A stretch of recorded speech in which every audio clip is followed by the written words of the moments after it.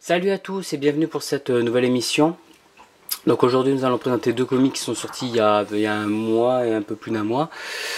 Voilà, donc là je vais m'en acheter d'autres, donc ça va être des comics un peu plus récents plus tard, mais là pour le moment on va présenter deux titres. Donc alors le premier, donc c'est Robin Anéen. Donc ce titre, c'est dans la collection DC Deluxe, donc d'Urban Comics. Donc il a 256 pages. Donc en fait on a deux histoires à l'intérieur. La première histoire, en fait c'est deux histoires, mais en fait elles sont l'une derrière l'autre. En fait c'est une suite en fait. Donc au premier on a au scénario Bruce Canwell et au dessin Lee Wicks. Et en fait dans la deuxième partie en fait ça se ressemble pas vraiment. Donc on a ces Robin Anéen en fait. Donc en fait là c'est le début. En fait la première histoire c'est un prologue en fait. Et au deuxième on a donc au scénario Scott Beatty, Chuck Dixon et au dessin Javier Pulido. Donc qu'est-ce que j'en ai pensé en fait au niveau du scénario déjà j'ai trouvé ça sympa. On est en fait je pense que l'idée de ce Robin Anéen en fait c'était de faire un style à la Batman année 1 je pense, parce que en fait l'ambiance on est quand même, je trouve qu'on est dans la même ambiance que Batman année 1, et au niveau des dessins en fait que ce soit la première histoire ou quoi, le prologue ou l'histoire en elle-même, voilà quoi, j'ai l'impression de trouver un peu les dessins de Mazzucchelli. Alors, un petit peu plus récent parce que je crois que l'histoire a été écrite en 1997. Donc je crois qu'il y a 10-15 ans d'écart entre les deux. Donc bon, c'est un peu normal, mais franchement quoi, j'ai bien aimé. J'ai trouvé ça sympa. Bon, il y a des dessins vraiment sympas. Tac tac tac. On en avait une tout à l'heure, mais voilà quoi. Et on retrouve donc toute une galerie de méchants avec le pingouin, double face. Et aussi on comprend aussi une des anecdotes, quoi, si vous avez lu Batman, le fils prodigue, où c'est Dick Grayson qui se retrouve dans le costume de Batman en fait, qui rencontre Double Face. En fait Double Face fait référence à une anecdote, et en fait l'anecdote en fait c'est dans l'histoire que vous avez ici. Donc franchement c'était j'ai bien aimé.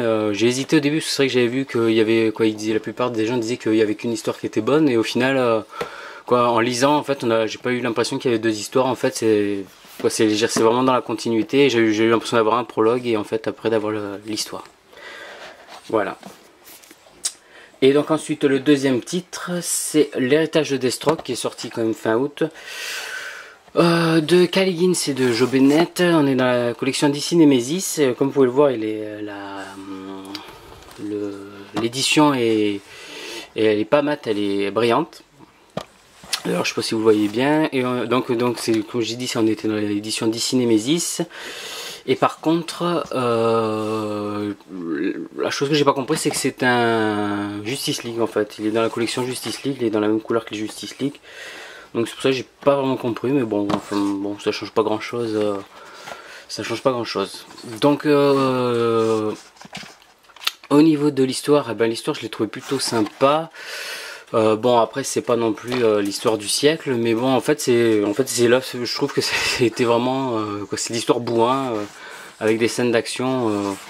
Franchement voilà, c'est sympa à lire, ça vous passe une petite heure et demie, une heure, mais voilà quoi. C'est vraiment sympa à lire, les dessins sont plutôt cool. Hop, je vais essayer de vous trouver une bonne page. Franchement les dessins sont plutôt cool. Voilà, regardez par exemple cette double page, voilà franchement c'est plutôt cool. Les dessins sont plutôt cool, c'est plutôt sympa.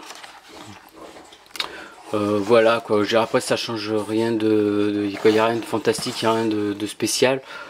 Bon après voilà quoi, si vous pouvez, pas c'est dispensable hein, mais franchement quoi, moi j'ai apprécié. En plus au mois d'août il n'y avait pas grand chose qui sortait, donc je me l'avais pris.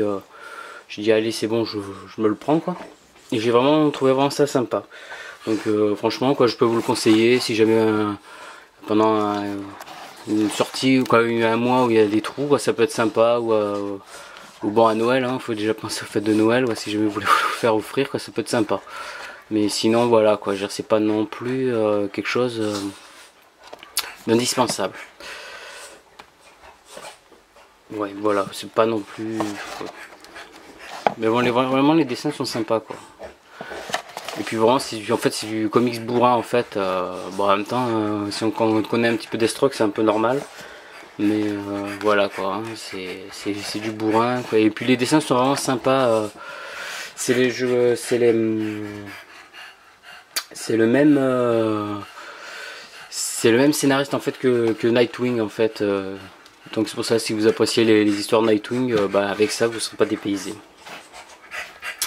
Donc voilà pour cette émission. Donc j'ai été un peu speed en fait parce que je viens de me rendre compte que j'ai ma batterie de mon appareil photo qui commence à me dire qu'il va bientôt couper, donc c'est pour ça que j'ai été un peu rapide. N'hésitez pas si vous avez des questions à me poser, j'y répondrai. Voilà, donc dans la prochaine émission ça serait quand même des sorties un peu plus récentes. Là je pense que je vais les acheter lundi je pense. Donc ça devrait être je pense dans la semaine, ça sera des sorties un peu plus récentes. Avec notamment No Man's Land tome 3. Et bon d'autres titres où vous aurez la surprise. Voilà, et ben salut à tous et à plus pour une nouvelle émission.